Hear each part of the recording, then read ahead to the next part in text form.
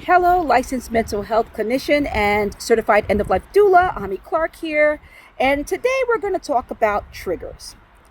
Now, I'm sure that a lot of the therapists on here, the mental health practitioners on here, know what a trigger is. And obviously, I think everyone in one point in their life experiences a trigger. And I will show you the definition of a trigger. Trigger: a small device that releases a spring or catch and so sets off a mechanism, especially in order to fire a gun. Verb: cause an event or situation to happen, to exist, sets off. Okay.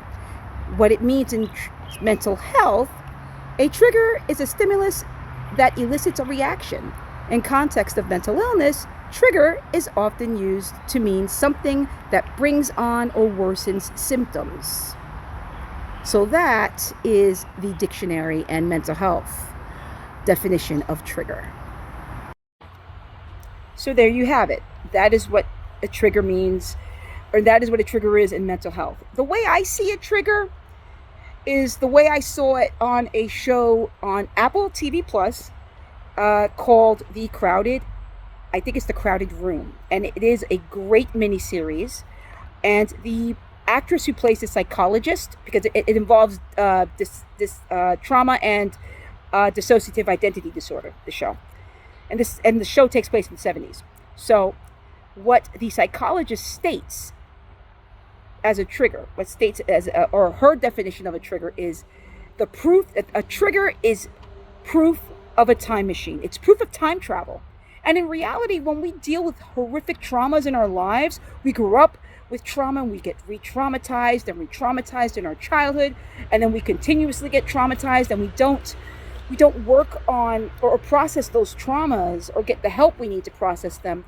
The triggers can lead to very bad time travel. In other words, triggers will take us back to that exact moment in time we were triggered. And our bodies will feel it. We'll get sick. We'll throw up sometimes. A smell, something as small as an odor or an aroma, can take us back. A moment, a sound, something someone says.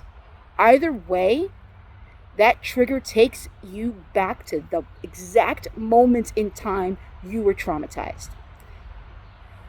And so when I think of the term trigger, when I think of people getting triggered, I think of them suddenly just freezing in space, like they're freezing in time. Right? So it's like, in those shows where suddenly everybody freezes moving. And in that moment, their minds and their bodies, their inner person, if you will, is back in that time, in that decade, in that time period, that moment, that day, that minute, that second that they are being traumatized. So I guess what I'm trying to say is give yourselves a break, because triggers are not easy. They're hard. They're difficult to cope with, even when we are getting help for them. One of my greatest triggers are finances. I get triggered by finances all the time, especially now that I'm not doing so well financially. And, my husband's actually the one that's picking up a lot. And that scares me. That scares me a lot, because that wouldn't be the first time that's happened. And, I grew up with a lot of being shamed for not being good with my finances. This happened, when I was 18. This happened even, later than that. And it scares me. So now I'm, because I was never really good with my finances, and I'm trying to work on that. And I've been doing better, but still I get triggered and I get scared, and I go back to those exact moments of time where I was shamed every time for my finances. So I also have to give myself a break, and understand that triggers happen. It's how we handle them after. And that is difficult. I verbalize now. I try very hard to verbalize and not totally flip out. It's very hard. But I also have a trauma therapist who helps me. And I have an extremely understanding patient and, oh my God, supportive husband. I'm very lucky. So I want you all to give yourselves a break when it comes to triggers. Recognize them. Notice when they happen. What did you do when you were triggered? How did you cope with that trigger? I'm really waiting. I cannot wait to hear your comments or read your comments below.